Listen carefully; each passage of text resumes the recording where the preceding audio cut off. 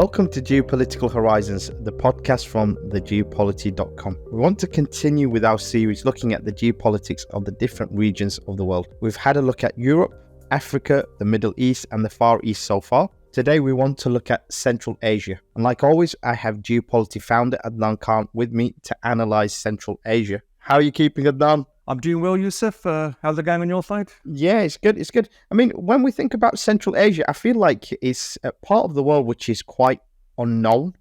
Even myself, I can't think of anything that really stands out to me about Central Asia. So let's begin where we always do. What are the key features of this region? Central Asia probably flies below the radar purely because it's quite far away from the West. What you find also is it's not really in the middle of struggle between different nations. And also for a long period of time, it was behind the Iron Curtain. It was under the Soviet Union, Central Asia. So for at least the last 75 years, Central Asia was domestic Soviet policy. So what you find is that it never really saw political struggle between different powers. So what is the region? I think that's probably a good place to start. So the region we're talking about, Central Asia, it stretches from the Caspian Sea in the west. If we go around to the north, you get the deserts where Kazakhstan meets Russia. If we go to the east, you got two mountain ranges, the Tian Shan Mountains and the Altai Mountains. And these mountains separate Central Asia from China and Afghanistan. And then to the south of Central Asia, you've got the northern mountains where Afghanistan is. So really, Yusuf, if we go from the north to the south of Central Asia, you've got Kazakhstan in the north, which is largely desert. And as you go to the south, you've got a number of countries there today. So you have Uzbekistan and Turkmenistan, which are mostly flat land. And then next to them, you have Tajikistan and Kyrgyzstan, which are actually in the mountains. So probably one of the key features of this region, Yusuf, is 60% of the region is desert. And in the desert, you don't really get water. So water resources is a key struggle or feature in this particular region.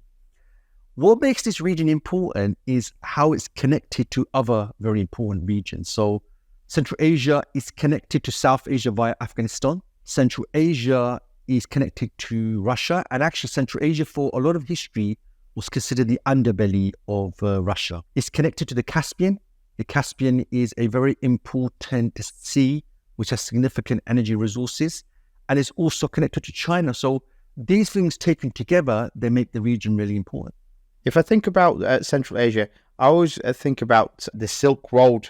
So there was a lot of trade routes through that. Is that where most of its history was? Yes, the Silk Road, which starts from China, goes across Central Asia and comes to the Middle East and goes to Europe. That is probably a key thing that shaped the region. You've also had many Turkic empires that have risen and fallen over the centuries. So what we have in Turkey today, the people of Turkey in origin were Turkic people who came from Central Asia. You've got Islam played a very key role in the region. It still plays a key role today. You've obviously got the Mongols. The Mongols emerged from Mongolia, China.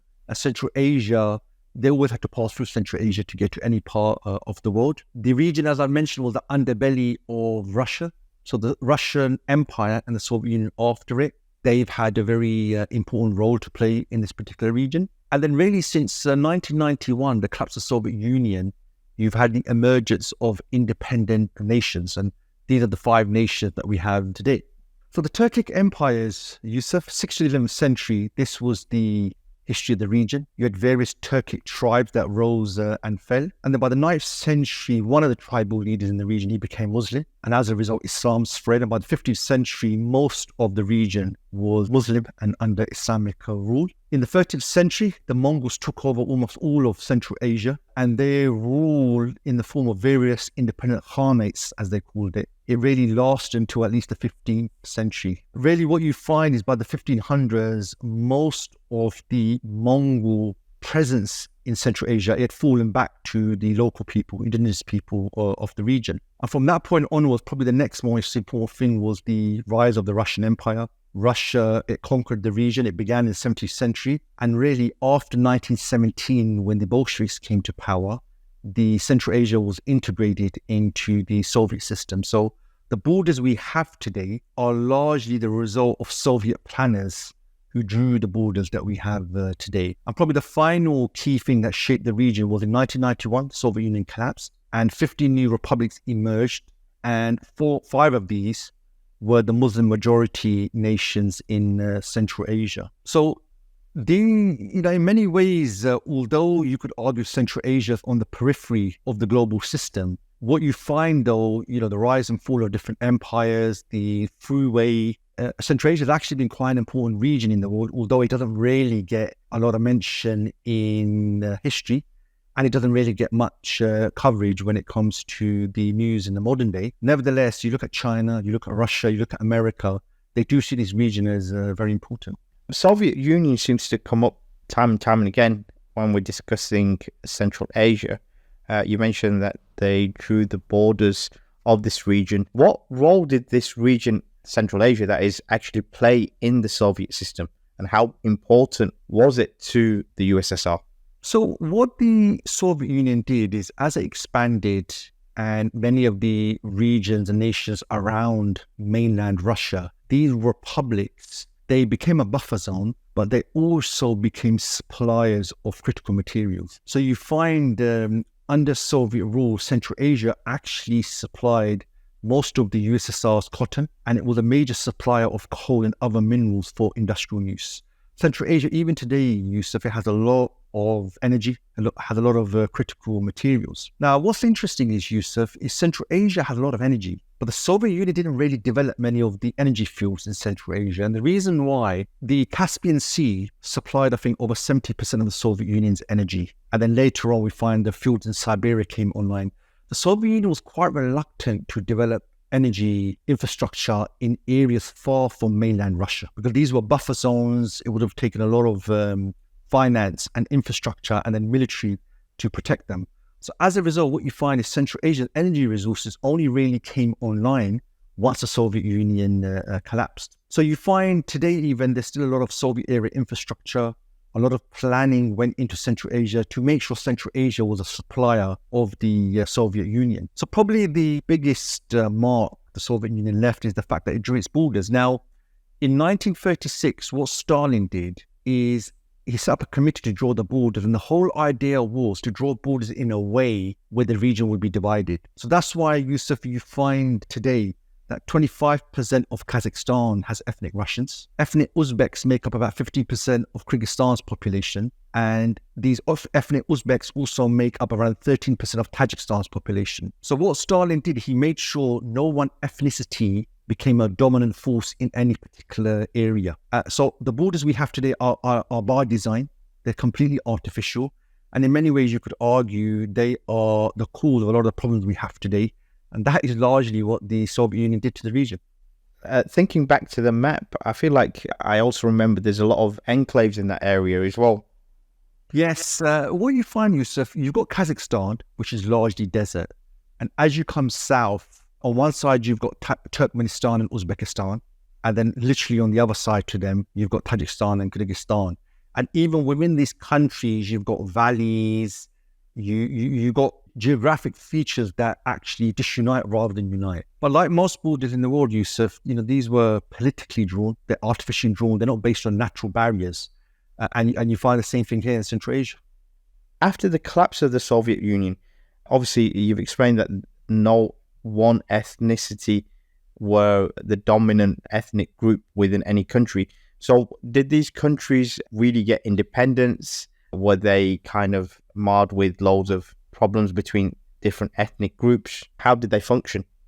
So, Yusuf, for around 60 years, Central Asia was behind the Iron Curtain. Although the Iron Curtain was termed for Europe, really, these countries were behind the Soviet border, so they were behind the Iron Curtain. So when the Soviet Union collapsed in 1991, Moscow lost control of these constituent republics. And obviously, Russia went through quite significant internal chaos in the 1990s, so there's nothing much it could do. We're going to keep in mind that the collapse of the Soviet Union led to the collapse of the Communist Party in Russia as well. But what you find, Yusuf, the heads of the Communist Party in the republic, they remain the rulers. So in Russia, Gorbachev was the last Soviet leader. And really, when the Soviet Union collapsed in 1991, the Communist Party collapsed. So Boris Yeltsin He took over and a new class of people emerged. The Communist Party completely collapsed. This didn't happen in Central Asia. What you find was the communist officials who used to report to Moscow from the Central Asian Republic, they continued being the leaders. So although Eastern Europe, you could argue, became independent, Central Asia, really, you had a ruler who should report to Moscow. Now he doesn't report to Moscow. Now he is the actual de facto ruler. So what this meant is for the people, the Soviet system still continued really in the form of the government that they had. The difference now was they had a ruler who didn't report to Moscow. Now he became independent. So what we find in the 1990s is two issues emerged domestically in Central Asia. The first was that the post-Soviet regimes in Central Asia, they had no experience of ruling their territories directly. They used to rule under instruction from Moscow, and Moscow used to send them loads of advisors. We also find use of Central Asia faced immense economic and political challenges as all the subsidies and the military support that came with being part of the USSR, that collapsed overnight. So this region for 60 odd years was integrated into the Soviet Union. It supplied the Soviet Union, and the Soviet Union sent money the other way. That came to a stop. So as a result, what you find was this led to a lot of instability in Central Asia in the 1990s. So immediately Tajikistan descended into a civil war. And what you find is outside groups got involved in the civil war and started taking sides. You find in Uzbekistan, there was a warfare between the different factions. We also find, Yusuf, despite the oppression of the Soviet Union and the republics, Islam really emerged very rapidly after 1991. What you find, Yusuf, is the people's sentiments all came to the surface, which was very, very Islamic. And many of the rulers felt threatened by this. So they're now independent. The people are Muslim, are Islamic, and they want Islam. So what you find is very quickly, Yusuf, all the rulers in the region, they set up secret states in order to monitor their population, and they began to oppress them. So I was actually at university, Yusuf, in the late 1990s, and when you met anyone from Central Asia, very reluctant to talk to you, very reluctant to talk about details of Central Asia, because they came from a police state, effectively, and they weren't used to talking openly. So unfortunately, in order to maintain power, many of the rulers of Central Asia, they resorted to brutal methods of suppression. And in many ways, unfortunately, they were worse than the Soviet era. At 1990s is a long time ago, Dan. Are those countries still like that? Unfortunately, they are, Yusuf. I think some of these, like Uzbekistan, Islam Karimov only passed away a few years ago. And in some of the other countries like Tajikistan and Kyrgyzstan, Kazakhstan, you find that the rulers are the children of the original communist members. So unfortunately, not too much has actually changed. Okay, so what's the relationship between Russia and Central Asia now? Russia today is very different to where it was 3 decades ago. So what is its relationship now like with Central Asian countries? Yeah, so the last 3 decades, Russia's tried to continue as normal with Central Asia. What Russia tried to do was effectively inherit what the Soviet Union had. However, obviously it had problems. Russia wasn't the Soviet Union. Russia had a lot of domestic issues. So some of the key things Russia did that on the last day of the Soviet Union, I think December 25th, 1991, the Soviet Union was signed out of existence. And what the Soviet Union did with these independent republics is set up the Commonwealth of Independent Nations, CIS. And this was formed in order to smooth relations between the newly independent states. But what you find is countries like Tajikistan, Turkmenistan, and the Baltic states, they never joined these organizations. Now, there's no natural border that separate Russia from this region. There's no seas or there's no oceans between them. So it's quite hard for Central Asia to operate independently when you've got no natural barriers. And then what didn't help was most of the leaders of these Central Asian republics, they were just former comrades from the Communist Party. So technically, they were never independent. What Russia also did is it linked the region militarily with Russia by establishing the Collective Treaty Security Organization, CTSO. And this meant that Russia would be the security guarantor. So a bit like NATO does for Europe. This organization was going to provide security. Keep in mind, Yusuf, the military, the Red Army, was all with Moscow. They used to have some bases across Central Asia, but most of them were with Moscow. So these countries had no military they could talk of. They'd just become independent. So Moscow provided them with a military cover.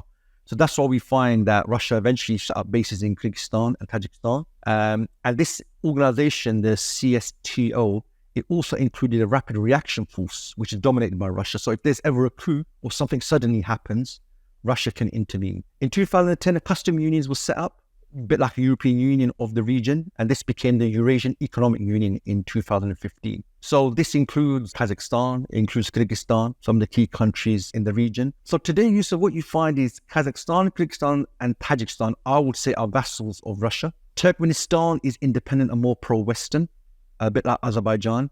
And Uzbekistan is a bit of a special case. It's had a leader that's quite unstable. So it seems to chop and change. So really, despite everything that happened with Russia after 1991, it's managed to keep quite a lot of influence in this particular region. Adnan, what's America's view of this region and the Western view in general? So the US view of Central Asia has been that this region is a good way to contain Russia, and it's a good way, if they could get control over this region, to break up Russia's monopoly over the pipeline and transit routes for Central Asian oil and gas. So this is how the Americans viewed it. The neocons, Yusuf, were very open in the 1990s. They looked at Central Asia, they looked at the energy there, and they were calling Central Asia the next Middle East. Because for them, for too long, Central Asia was behind the Iron Curtain. So after 1991, they saw a fantastic opportunity for the US to interfere in this region. And this is the underbelly of Russia. So the strategy the neocons eventually came up with is they needed to make sure Central Asian energy wasn't integrated into Russia. Now, the problem is Central Asia is landlocked. And how do you get Central Asian energy to the international markets so it's not dependent upon Russia? So what you're going to need to do is build pipelines that are going to have to go south. So they'll have to go through Afghanistan, Iran, Pakistan to the oceans. So the American strategy throughout the 1990s was this is how they were going to integrate Central Asia into the global economy. And this is actually what eventually led to the Afghan war, because this couldn't be done because Afghanistan was in civil war throughout the 1990s. Once the Taliban came to power, America believed now they could integrate Central Asian new energy infrastructure through Afghanistan.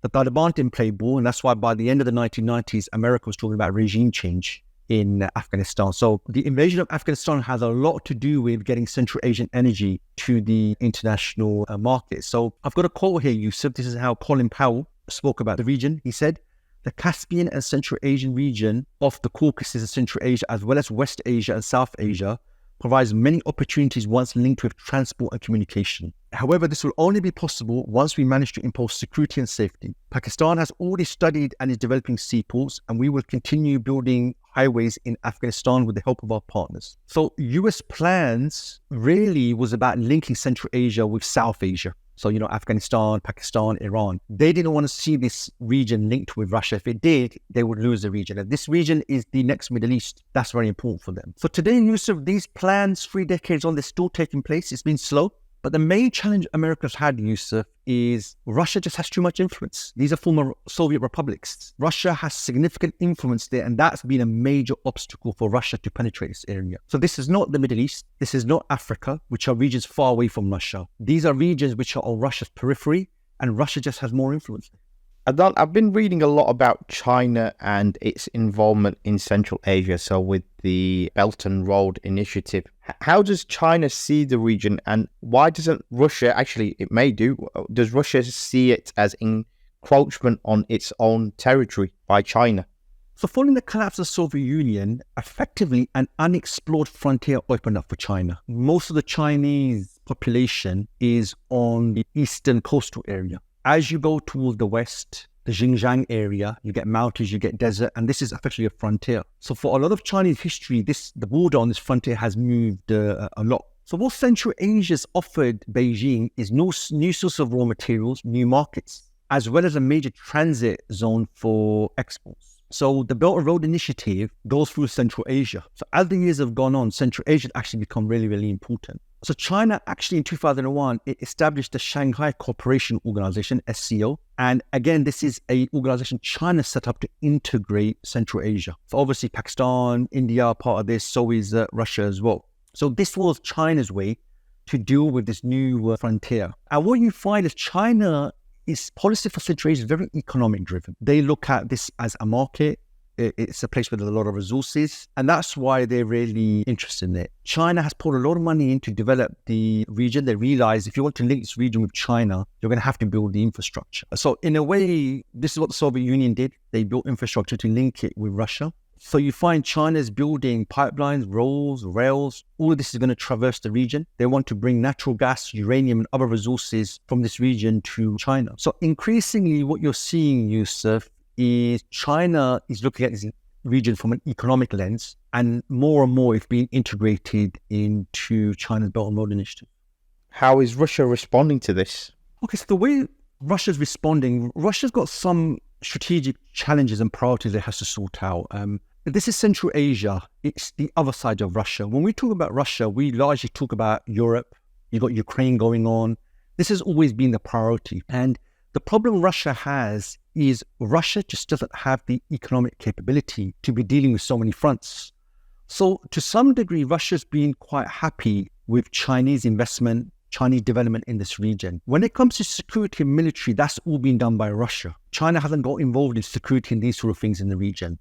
China's only really got involved in economics and development and these sort of things. So in many ways, Yusuf, China and Russia don't bump up against each other in Central Asia because they're doing different things. But for the moment, Russia doesn't feel threatened by China's presence. In fact, they feel this is an area they can work together. Russia can't really develop Central Asia, so if China does it, not a problem. And Russia and China seem to be cooperating in Central Asia. They don't see it as an area where they're competing. So as a result, they've been able to work quite well together, actually. There's not been any tensions. That doesn't mean there won't be tensions. There potentially could be tension in the future. Russia could see China having... China doesn't get involved in the politics. It's not trying to remove rulers. It's not trying to back a particular faction. It is prepared to work with whoever's in power. So that's why Russia doesn't feel politically threatened by what China is doing. So I think so long as China doesn't do anything political, I don't think there will be any issues.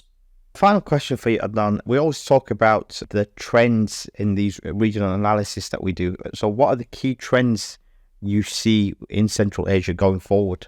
Well, because the first is water, Yusuf. This region is 60% desert, and there's two main water resources. There's two water systems, which are in Uzbekistan and Tajikistan. So they're in the south of the region. But there's other countries that need access to this water. And there's Kazakhstan, which is a massive country that needs access to this water. So tensions over water resources are going to be a big problem. So effectively what you've got is you're in a region where you have little water resources, but the water resources are in another country. So they're going to have to come up with some sort of system where they can share the water resources, and it's already causing a bit of tension between Uzbekistan and the other countries. The second trend is great power competition. America is shifting from the Middle East to the Far East. America is beginning its competition with China. So Central Asia comes into the equation, South Asia comes into the equation now. So once again, like much of its history, Central Asia is going to be caught by competing powers. And the West really haven't penetrated much into Central Asia. So if America's strategy is it wants to make a containment ring around China, it needs to get the continental regions on its side. So that's something definitely to watch. The third and final trend, Yusuf, is the regional rulers just don't represent the sentiments of the people. So you find there's regular uprisings in this region, there's regular tension in this region, and the rulers resort to brutal methods to try and maintain control. So these three, water resources, great power competition, and the stability with the rulers, these are probably going to be the key trends to watch in this region going forward. Thanks for your time today, Adnan. If you want to learn more about the issues we've raised today, please check out our website, www.thegeopolity.com. You can also learn more on many other issues by accessing our website. You'll find comprehensive insights, analysis, articles, and deep dives. I'm Yusuf. Thank you for listening.